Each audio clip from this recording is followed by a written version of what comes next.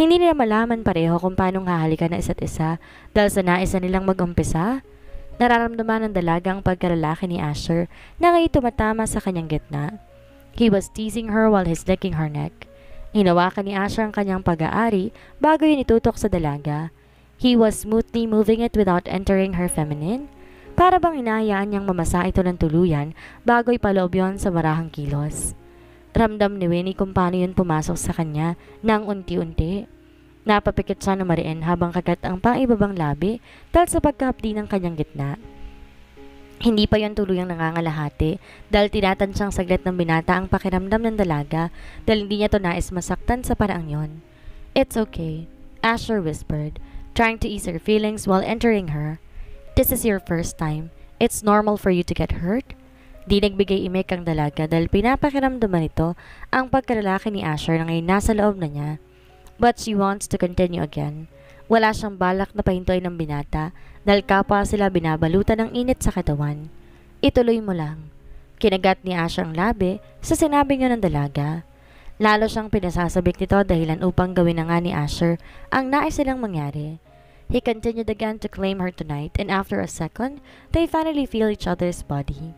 Nakapikit sa Winnie nang tuluyang maisagad lahat ni Asher ang kanya. Kakaibang kirot ang bumalot sa kanya na para bang napunit saglit ang nasa ibaba nito. "Winnie!"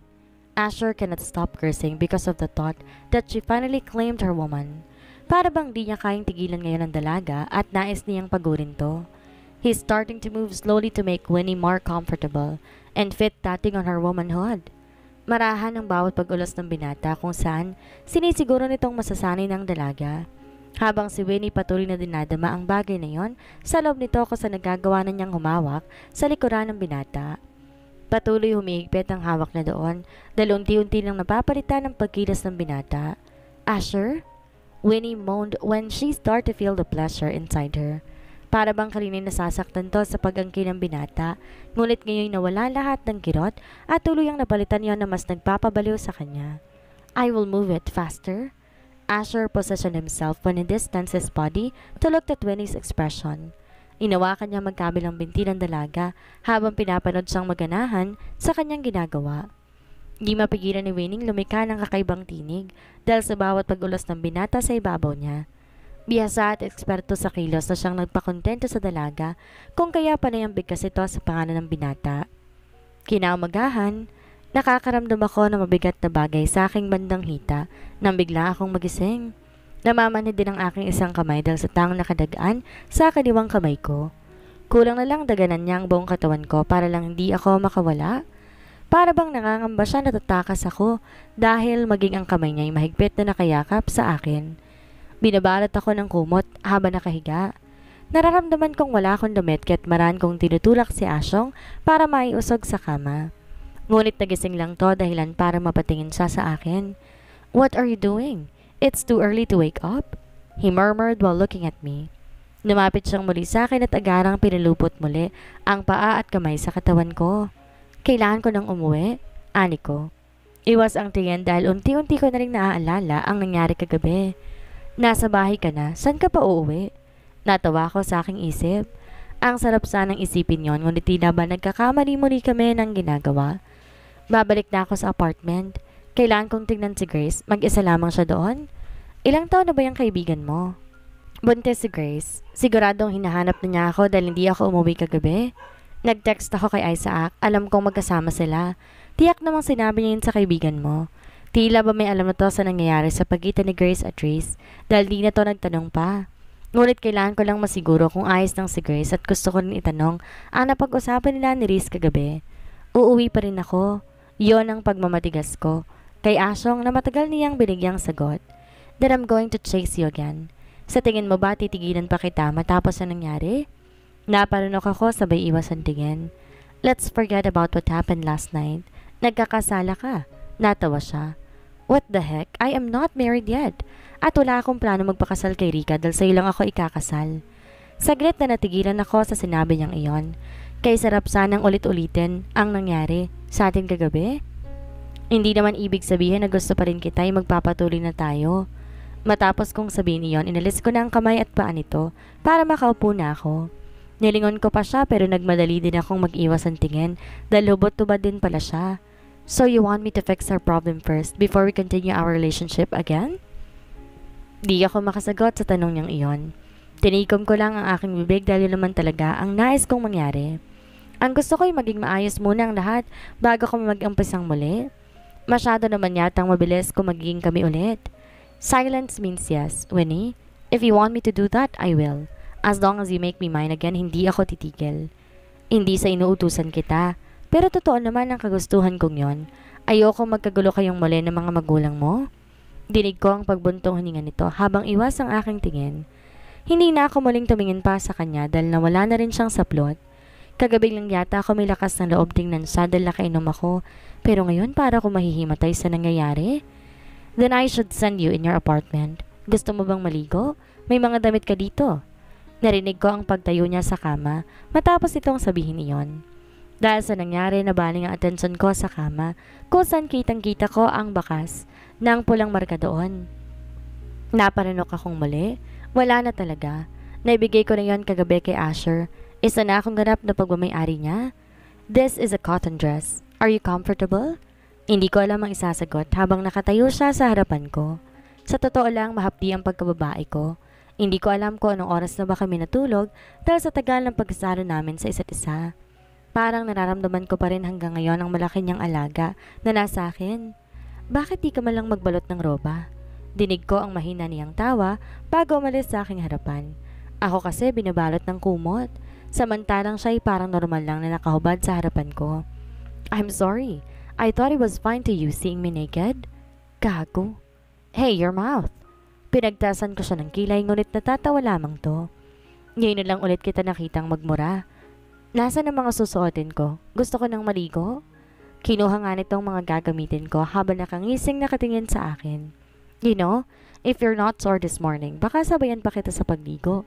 Sinamaan ko siya ng tingin. Baka gusto mong makatulog muli ng isang oras. Kulang ang isang gabi, Winnie.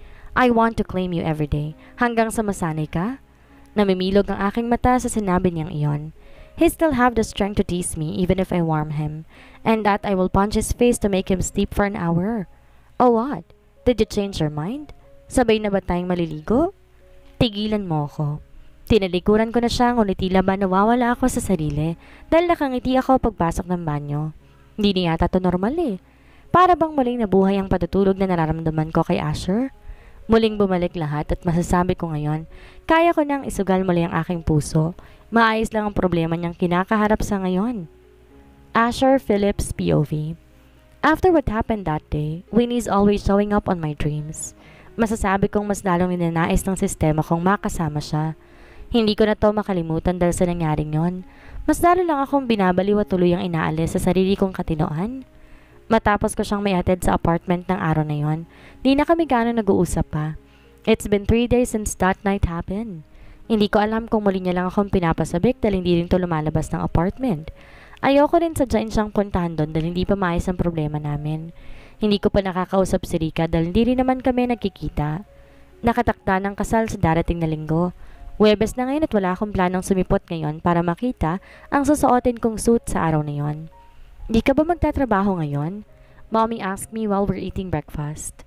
Di kasi ako nakabihas dahil wala rin naman akong planong magtungo ng kumpanya. Nais ko sana makita si Winnie, pero hindi ko alam kung paano. Alam kong lilisan sila sa araw ng linggo.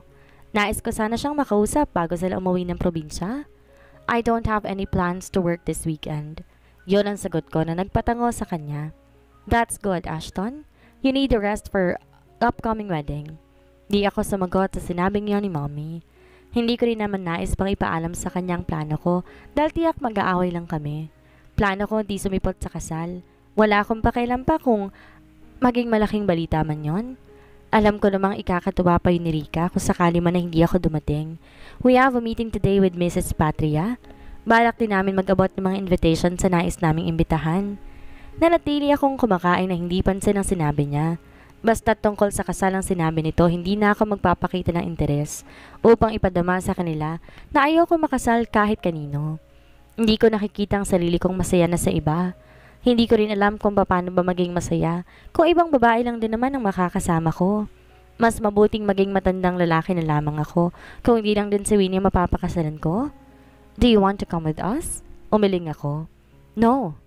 Maikli ang aking sagot bago kukunin ang aking kape. Sumimsim ako ng konti bago muli yung nilapag sa gilid ng mesa. May iba akong aasikasuhin ngayong araw. Nangunot ang noon niya sa sinabi ko. Kung ganon, may lakad ka pala? Yes. It is about Mr. Monteluca's project. Totoong may pag-uusapan kami ni Reese ukol sa lupang nahanap namin sa probinsya ni Winnie. May bago kaming ipapatayo doon at ang paaralang gigibain sana namin, hindi na matutuloy pa. Is that so? Hindi mo ba kasama dyan si Rika? Nagkibit balikat ako. I don't know. She's busy too. Maybe we cannot spend too much time before our wedding. Dahil sa sinabi kong yon, tumango na si Mommy na para bang kumbinsido na siya sa sinabi ko. Pero wala talaga akong planong sumipot nung araw na yon. Kunin na nila sa akin lahat, hindi nila ako mapipilit pa.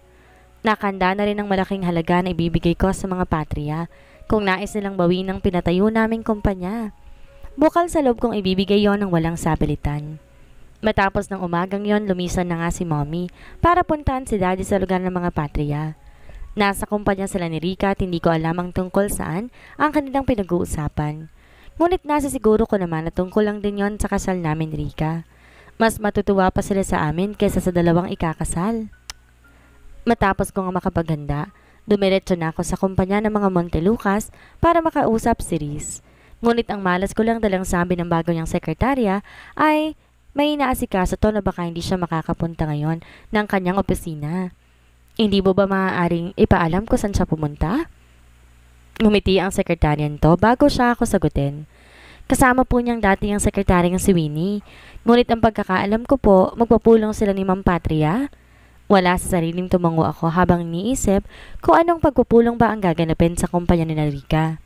Iniisip ko rin kasama ba ni Reese na nagtungo doon si Winnie.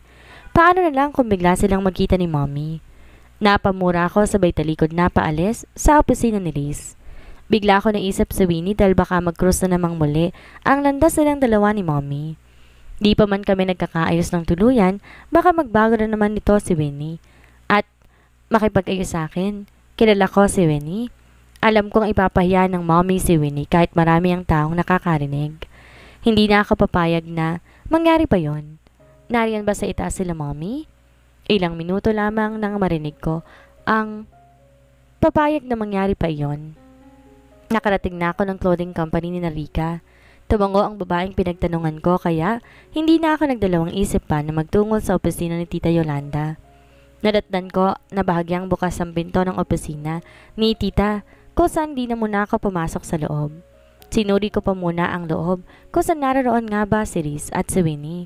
Ngunit hindi ko sila nakita doon dahil sina Mommy at Daddy lamang ang kaharap ngayon ni Tita. Nag-uusap sila at di ko maintindihan bagay. Tumatawa sila na para bang ang saya ng salitang binabahagi sa kanila ni Mommy. Hindi na ako susuwayin pa ng aking anak. Susunduin niya ako dahil mas napatunayan ko ngayon na mas mahal niya kami kaysa sarili niya. Gusto ko sanang matawa sa sinabing iyon ni Mommy, ngunit nanatili nilang akong tahimik. Kung alam lang nila ang nararamdaman ko, baka halos galit pa rin sila sa akin hanggang ngayon. Halatang mahal ni Asher ang daddy niya. Biruin mo yon. Kaya niyang ipagpalit ang sariling kaligayahan para lang wag nang mabaon sa utang ang ama nito. Bilib talaga ako sa anak ninyo. Mabait na bata si Asher. Minsan ay naimpluwensyahan lamang siya ng ibang tao. Kaya naman nagagawa niya kaming sawayan. Pero maayos naman na ngayon. Wag na lang sana niyang malaman ang totoo. Napabuntong hininga si Daddy habang ako ay nagtataka kung anong katotohanan ang malalaman ko. Yes, I hope he did not know the truth. Hindi ko naman kasi alam na ganoon ang sinabi ni Jorina sa anak ko nung nasa ospital ako. It's just simply a high blood. Nagtataka ako kung bakit lumitaw sa resulta na may sakit ako sa puso kahit na wala naman. Hindi ko halos may kurap ang aking mata dahil sa narinig mula kay Daddy. Ang dalawang kamao ko'y unti-unti nang kumiyom dahil sa nalaman. Kung ganoon, hindi talaga siya inatake sa puso nung araw na yon. Walang sakit sa puso si Daddy. Lahat ng sinabi ni Mommy noon ay palabas lamang. Mapait akong natawa bago nag-iwas ang tingin. Humakbang pa rin ako patras dahil wala na akong plano pa na magtagal sa lugar na to. Para bang muli bumagsak ako dahil sa nalaman kong iyon. Hindi ako makapaniwala na nagawa nilang magpanggap para lamang maikasal ako kay Rika. Ibang klase sila. Kaya nilang gawin niyon sa sariling anak? Natatawa ako habang palabas na ako ng gusali. Simula ngayong araw na to, kahit ano pang sabihin nila o mangyari, wala na akong paniniwalaan pa at susundin pa. Matapos ng ginawa nila sa akin, hindi makatanungan yun. Buong akala ko'y may sakit si daddy kaya't ginawa kong lahat. Binuhos kong oras sa kumpanya para lang maibalik lahat. Pero ganito lamang ang gagawin nila sa akin? Hindi ako umuwi ng sobrang sama ng loob ko. Dumiretso na ako sa apartment nila Winnie. Sinubukan kong magtanong sa tiyahin ni Grace kung nasa itaas ba sila. Ngunit sinabi nito, umalis na sila at may pinuntahan lamang. Nais ko sanang itanong kung saan sila nagtungo. Ngunit hindi na ako nabigyan para lakas ng loob na magtanong. Nanatili na lamang ako sa loob ng aking kotse at umasa na darating si Winnie anumang oras. 11:00 pasado na nang may huminto na kotse sa tapat ng apartment. Bumaba doon si Grace kasunod ni Winnie. Hindi ko nakikita si Reese kaya't nagtataka ako kung bakit nasabi ng sekretary niyang kasama nito si Winnie kanina. Alam ko namang walang namamagitan kay Reese at Winnie. Naalata ko rin na may ibang problema sila, ngunit hindi kaalamang iyon makalaro dahil wala nga naman silang sinasabi sa akin. Dahil nga nakababa na sila ng kotse, agad na silang umalis na mga sasakyan.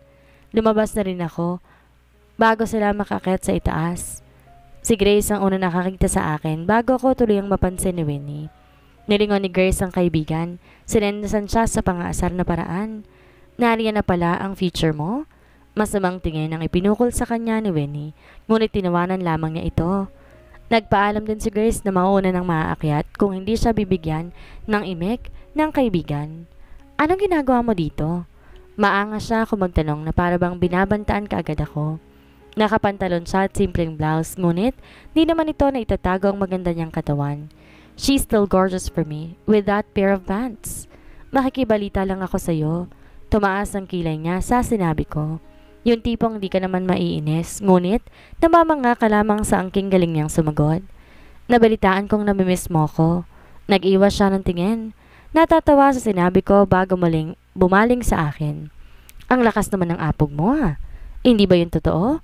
Muli, lumihis ang kanyang paningin. Hindi sinagot ang katanungan ko na para bang naging mahirap iyon para sa kanya.